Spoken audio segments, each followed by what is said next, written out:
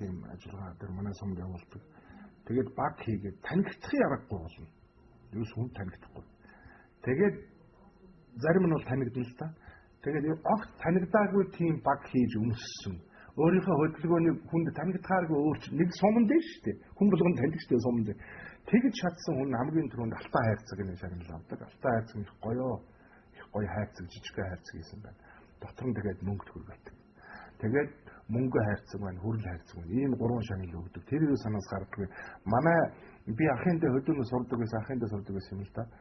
Тэгээд манай тэр аялалч болдог тэр Ашуулар гэдэг ах их голдуул алтан хайрцаг энэ авчраад байдаг санагддаг. Надад яагаад ч одоо би хайрцаг цуглуулдаг. Янз хайрцаг цуглуулна. Юус хайрцаг бол хамаагүй байна. Ийм жижигхэн дөрвөлжин хайрцагсаас хамаагүй байдаг. Хүүхдүүд энэ төр ихнэр энэ гайхалдаг л да. Тэгээд магадгүй тэр шинэ жилийн баярын тэр хайрцаг одоо миний доктор сэтгэлд юу өгсөн дээ их л гэгээ өгсөн шүү. Тэгээд одоо хайрцаг цуглуулах хоббит болсон би. Хайзны болоод эгвцийн урлагийн ямар чиглэлд нь илүү сонирхолтой өгдөг вэ? Би бол шууд хэлэхэд сонгодог урлагт маш их дуртай. Би Ленинград их сургуулийг одоо төгссөн. Тэгэхээр зэрэг энэ Ленинград гэдэг бол Оросдоо, мөн одоо Европдоо цаашлаа дэлхийд энэ сонгодог урлагийн маш том төв болж ингэж одоо хөгжиж ирсэн түүхтэй байдаг. Тийм учраас ялангуяа сүүлийн үед Мариинский театр гэж нэрлэгдэж байгаа. Энэ хуучин нэрээр эргэж нэрлэгдэж байгаа Кировский театр гэж одоо тухайд намайг оюутан байхад байсан. Энэ театрт миний бараг залуунаас өнгөрсөн гэж хэлж байна. Тийм учраас сонгодог урлаг тай ер нь бол миний хүн болж төлөвшөх энэ одоо процесс бол их уялдаатай. Тэгээ өнөөгийн Монголын тайзны урлагийг бол бас төдийлэнсэн сонирхдаггүй. Үе маш сайн жүжигүүд тавигдаж байгаа тохиолдолд бол цаг гаргаж очиж үзэн шүү дээ. Тэрнээс гарсан одоо зүйл болгоны маш үзээд их одоо сонирхол байдаггүй. Зав гаргаж болно гэхдээ сонирхол байдаггүй. Яагаад гэвэл сайн жүжигчид их ховор байна. Сайн жүжигчид. Нөгөө талаар хүнд тийм оюуны одоо бодрол гэх юм уу тийм сэрэл мэдрэл мэдрэмж төрүүлж их тийм одоо ухаан бодол хайрлсан тийм одоо жүжиг одоо шууд хэлэхэд ховор шүү дээ. Тийм учраас одоо тэрийн болгон театрт очихгүй байна. Тэр жүжигчний дуус нэг их гоё одоо дуу байдаг. Аавын тухай. Миний аав бас гайхамшигтай хүн байсан л да. Тэгээд би одоо аавын тухай бас нэг их сайхан юм бичүүл гэж бодоод байгаа дээ. Аавын тухай бодол үргэлж нартай байдаг гэсэн одоо нэр бүр санаад орж байна. Тэгэхээр яг энэ үед жүжигчнээс сургал минь нэг гоё дуулсан аавын тухай дуу гэдэг. Бараг ардын дуу шиг. Тэрийгэ дуулаад одоо бүр асар өндөрт ингээл бүр тэнгэрээд гараа явчих шиг болдог л доо. Тэгэхээр тэр дуу ер нь ямар дуу шүү би хүн дуужихыг хараагүй ерөөс тэр дуу сонсоогүй юм байна. Тэгэхээр тэр дуу юун дуу байсан блэ? Хин зохиосон яаж тэр дууг анх олж авч яаж тийш дуулаа гэж асуув. Энэ 90 сайхан амир гэдэг дуу баг. 90 сайхан амир гэдэг дуу. Энэ дуу их сонь төрсөн дуу л да. Бямбаяр хөгжмийн зохиолч аян нэгээд алтан гэрэлгээд одоо энэ өөр хангаан ганцангийн алтан гэрэл гэж 18 байдаг. Тэр шүлгийг хийсэн. Тэгээ яг тэр үед би энэ дууг яг анх харчих үед 91 он байна. 1991 он шүү дээ. 1991 онд энэ дуугаан төвшин жаргалгээд уртын дуучид өгөхгүй явж исэн юм л.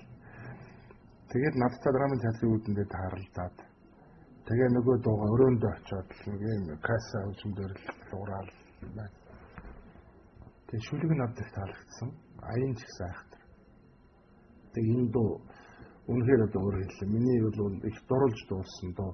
Тэгээ одоо ч амилуулж чадаагүй байгаа дуу шүү. Заримдаа хаяа нэг юм өөрөө хөглөгдөд онгоцтой байх үед дуулдаг л да. Чингэл ааваа гал цаашаа нэг аав гэдгийг их удаан дуудмаар санагддаг дуу л да. Тэр аавын тухай та үнэхээр үнцэнтэй гоё бодолтой байт юм байна.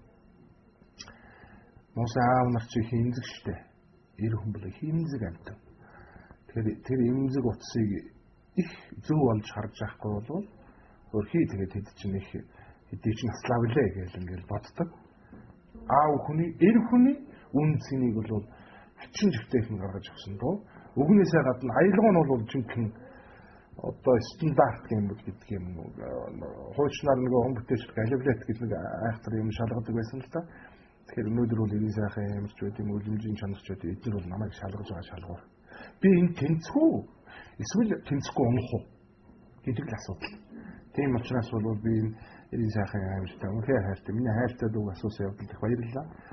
Миний дурлж дууссан дуу аавынхаа хэлсэн тэр хинхэгдсэн гэдэг үгийг дандаа бодож дуулдаг дууг минь та сонссон байна. Тэрээс мэдэрсэн байна.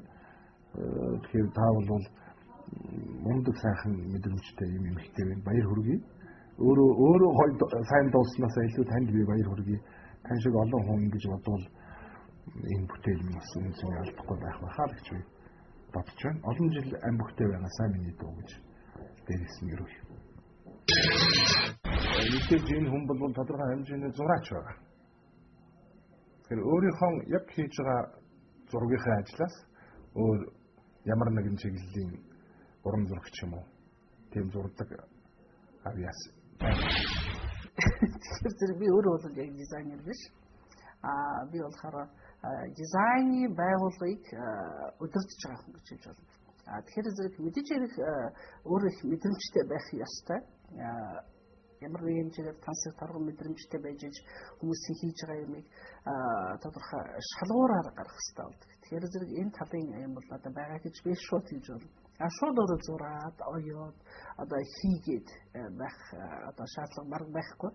Ягдвал манай дизайнерууд маш өндөр одоо ур чадвартай. Тийм учраас миний юу хүсэж байгаа одоо ямар зүйл хийх ёстой гэж бодож байгааг тэдний бүтээлээс харж болно. Тийм учраас одоо саяхан бол Улаанбаатарын загварын 7 хоног боллоо. Энэ Улаанбаатарын загварын 7 хоногоор бид нар жилдээ ихэд 1600-аад шинэ загвар хийдэг. Тэгэхээр энд бол жирийн хэрэглээ, тансаг хэрэглээ, мөн одоо урлагийн бүтээл болохоор сайхан бүтээлүүд бол хийгддэг. Бид энэ бүтээлээр их бахархдаг. Гэхдээ энэ одоо хийлгэж байгаа юм бүхний цаана маш энгийн нэгэн утга агуулгадж байдаг. Тэрний юу гэхээр зэрэг Монголд ажиллаж амьдарч болно гэж. Эх оронд ажиллаж амьдарч одоо болно гэдгийг л харуулах гэдэг. За ганц хүний театрыг бол Монголд анхудаа байгуулж ажиллаж байгаа. Энийг бол бид нар мэддэг. Тэгээд энэ ганц хүний театр яг байгуулсан юм бэ? Яг том театруудад олон жүжигчтэй хамт олон дотор ажиллаж байгаагүй юм бэ? Ястай эмзэг газар юм ажиллаа. Би ер нь цаг бүртгүүл цагийн авдаг манайхаа байж чадахгүй байсан. Энэ театр олон хүнтэй театрт ажиллахад бол сайхан л да. Би бол театртаа хайртай. Би драмын театраас нэг л зүйлээс орч үлдсэн. Тэрний юу гэвэл цаг. Бүтээл тоглохын өмнө 2 цагийн өмнө ирдэг аргашин, 1 цагийн өмнө бэлэн байдаг аргашин. Энийг би драмын театраас авч үлдсэн. Энэ бол драмын театр надад өгсөн маш том үнцэн ирдэг. За нөгөө талаар яагаад ганц хүний театр байгуулсан юм бэ гэхээр Орсын Высоцкий байна, за Францын зарим жүжигчид байна. Энэ нэг жүжигчний төлөөр тоглодог тийм зүйлүүд их байдаг. Гадаад бол. Манайд бол байгаагүй. Манайд бол ялангуяа драмын чиглэлээр өсөж байхгүй шүү. Тэгээд надад бас боломж байсан. Дуулах, шүлэглэх, хошигнох. Гүнзгий драм тоглох тийм боломж байна. Тэгээд зориглоод нэг жүжигчний театр байгуулъя гэсэн. Хүмүүс хэлж байсан ганц хүн айл болдгоо, ганц мод гал болдгоо чи яасан дураараа юм гэдэг. Тэгээд би энэ нотлогдноо, би харуулна гэж хэлсэн. Тэгээд миний театр 15 жил, 20 жилийг ардаа үлдээсэн байна. Ямар нэгэн байдлаар хүний хуурч галтуурдаж мөнгө олвол хамгийн их нүгэл болно гэж би өөртөө ташуурдаг. Тийм учраас студид бичүүлсэн бичлэгээн тавьж ангалзаад дуулдаг тийм арга шангаас хол байдаг. Энэ нэг жүжигчний нэг онцлог нь энэ. Ярин, хошигнон, уйлн, дуулна. Энэ бүх юм зүйлүүдийг хийхэд надад боломж байсан. Бүтэн 3 цаг тоглоход хамгийн сүүлчийн дууг дуулахад миний хоолой сая дахид дуулах юмсан гэмээр онгойж мэдрэгддэг. Тэгээ энэ зүйл минь